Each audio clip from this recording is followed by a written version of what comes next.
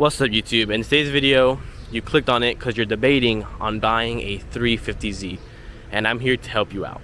So it's the year 2025 and you want a 350Z. You can see how I have mine. I've had this car for I think a few months now. Done a bunch of stuff to it. As you see, 3-piece wheels, whole KBD kit, and I can tell you from experience that I love this car. My second manual car of the year is this beautiful 2003 350Z. I painted the whole car, done a lot of stuff to it. You can see all YouTube videos. There's so much to go into detail, but it's the year 2025 and you're on Facebook Marketplace 16, maybe you're 24 like me, you're 30, doesn't matter the age gap. You're gonna have a blast when you take your first test drive. If you get a manual, automatic, doesn't even matter. That VQ noise, if you have a straight pipe, if you have a single exit, dual pipe, doesn't matter. The raw power this car produces is just nothing compared to these modern cars. Everything is old school. You gotta rev match, clutch kick, you know, do all the fun stuff on an old car that makes you feel connected. So I recommend getting a 350Z in the year 2025. It's so much fun. I just had a freaking M4 competition right there. He just left at my company. There's nothing compared to this. Sure, those modern cars look better than, depends on the type of car to be honest, but there's something timeless about a 350Z compared to those old cars. This car just breaks heads wherever you go. It's just a timeless design. It's not gonna, like, you think that G35 Journey breaks heads? No. This thing breaks heads. It's an analog, it's raw power, wheel drive, it wants to swing. And sure, I have a DE, maybe it's not the HR, but it depends on your budget. These engines are known to last 200,000 miles before they blow up. It's a common thing. If you dog on it, it could probably blow up. You know, this has its negatives and its drawbacks, but it has its positive. Engines for these cars are so cheap. I found one in Orlando with I think 49,000 miles for $2,000. Bro, that's a few more years out of your Z. Obviously, if you are on Facebook Marketplace, you're gonna notice a lot of Z's are really clapped. That's the sad truth. These cars are tossed around like women. That's the sad truth about this car. I think I'm the 4th owner on this one. I don't even know. I never really checked. I know my 370, bro, I think I'm the 5th owner or something on that car. And that one's rebuild title. This one's clean title. Well, since I wrecked it, but I fixed it. So it's still clean title. All I did was change the headlight and the crash support. That's it. And the radiator. But because I got pushed in. But overall, bro, it's still clean title, bro. Beautiful. So, looks super sick. I highly recommend getting a Z, because there's nothing like a freaking Z, because you could put such a big wheels on it. These are 10.5s, and I don't even have camber. Like, see that? You can fit some big wheels on these cars. If you want to go stance, if you want to go race, if you want to do whatever you want, drift.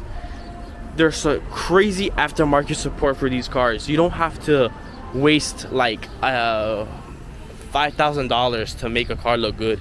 I only put like $2,000 into this car to make it reliable. If you get a DE, if you get a 05, you don't have to worry about the things I bought because they improved it over the years. The best model is to get the HR. It's interior wise, they did downgrade. Like, there's a bunch of things.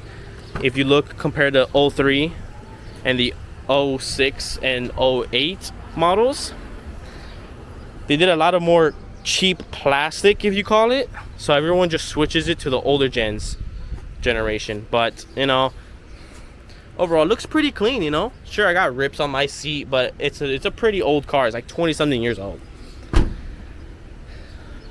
But the power, I mean, the car's pretty slow. I ain't gonna lie to you, y'all. If you get a DE, expect to not be, you're not gonna race M4 competitions, G80s, bro, I raced a Malibu. I think it was a 2020, and the Z, let's be honest, it had a hard time catching up. It's a DE. I think it makes like 283 or something to the wheels. These newer cars, all of them have like turbos, making like 250 or some crazy thing nowadays. Everything is so cheap for this car. All the drift angle parts, camber parts, body kits, all the wheel options, all the exhaust systems, everything, even the interior, everything's so affordable. Like, you don't have to spend so much money to make this car look super good. I found everything on Facebook Marketplace, so I barely even paid full price for everything.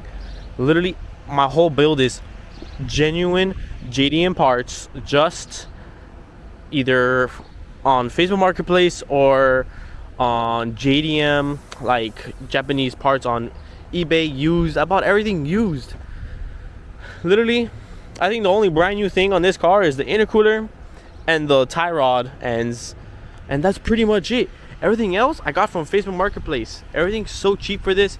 Even if you go to Amazon, eBay, and you compare used parts to new parts, it is so cheap and affordable. I think like the headlight was 40 bucks. It's so cheap. From bumpers, like I think 120 on eBay. Well, back then, I don't know what it is now, but I got everything off of eBay, Facebook Marketplace, and Amazon. It is so cheap how crazy everything is for this car. Car's 20 years old, and the aftermarket support is just unbelievable. There's so many parts that you could throw on this car. If you look at Facebook Marketplace and you notice a lot of these are different, you're never gonna find one that's copied and pasted. A lot of these have unique parts, have similar parts. Like, sure, you're gonna find Z's with Tomez. That's a very common mod. Sounds beautiful, but other than that, they're gonna have completely different parts. You're never gonna find a Z that is basically copy and pasted at all when you're trying to buy one. Trying to find a bone stock Z is really hard. This one was bone stock. It is still kind of bone stock. All I did was just like put wheels, and yeah, I put a little body kit on it, but overall the engine is stock. And yeah, that's pretty much it. But when you get into this platform, just know you have endless amount of options to buy parts for this car. You're never going to struggle to find a part. Add another thing you got to worry about if you do buy this car, and that is obviously the interior. It is outdated, so don't expect when you go buy this car that the interior is like, bro, pristine. There's going to be panels missing. There's going to be things that are broken in the interior. It's all plastic, sadly. Your door panels, you know, they're going to be good, but this section right here, they're usually ripped. The center console right there is usually, you know, scuffed up. This is scuffed up. All this is always scuffed up, you know, being an old car. And then this right here is always scuffed up. Doesn't even matter. Seats are always ripped on these cars, you know. That's the sad truth about these old cars. Everything is outdated, you know. Steering wheel is also ripped on this one, but I put a little cover. But yeah, from the outside it looks pretty. From the inside it looks pretty, but technically if you took all these covers off, you're gonna see little imperfections. But overall, the interior is not that bad, as you see. This one has all the interior bits. If you try to find one with all interior. If you can, try to haggle, bro. There's no interior. Can I go cheaper, you know? But overall, this one is pretty clean in the interior. Nothing majorly wrong with this one. I think it's mostly highway miles on this one. But another thing to look out for is this brace on the back window. Most of the time, bro, I think it's gone, destroyed. Freaking all these panels right here. Sometimes it doesn't even have a spare tire. This one has everything on it, you know, so it looks pretty good. So just be mindful that when you buy this car, you're gonna downgrade into those interior options. It's not a new car, y'all. This is an old car. So back in the day, you know, it was nice interior, but nowadays it's it's pretty old. But are these cars still affordable in 2025? Absolutely. I got this one for 4K. I was looking right now. I found one for 1.5, 2,000, 2.3. Like, bro, there's so many of these cars out there that it only takes a little bit of money to go buy and drift. My purpose on my build was to go daily, but have a nice stance car. as you see. So I can't complain. Now I'm gonna open the engine bay and we'll talk about the problems if you do end up buying one of these cars, because there's some problems when it comes to these cars. So guys, I open up the hood and I can show you. This is an 03. So one of the cylinders has a little, two cylinders have lack of oxygen. So you gotta buy a little spacer. If you buy an older, a higher model like 04, almost to 2005, they fixed that. I don't care which model you get, DE, Rev Up, or HR, they all consume oil. It doesn't matter. Every month I have to check. Sometimes it's below the H, sometimes it's low. And this car doesn't really have an oil leak. It just burns oil. These cars are old. Even if you have a low mile engine, it's only a matter of time before it burns oil. I even kept everything stock intake box. I did put a spacer for a little bit more air with the plenum. It does make a little bit of difference, not too much. I just noticed a little bit throttle response. Oil catch cans a must in these cars. You should be surprised every single freaking week I look at that, bro, I think it has oil in it. But yeah guys, they're known to consume oil, sadly, but you know what, if you can just maintain on the maintenance and do all the maintenance, like if you get one, just change the oil, change the transmission fluid, change the brake fluid, and change the radiator fluid, and you know what, these cars will last you quite a bit, maybe 3-4 years. This is a pretty clean example of one. Sure, my wheels are a little bit finicky, you know, but I already have wheels for this car. And look at that, this Z is so clean.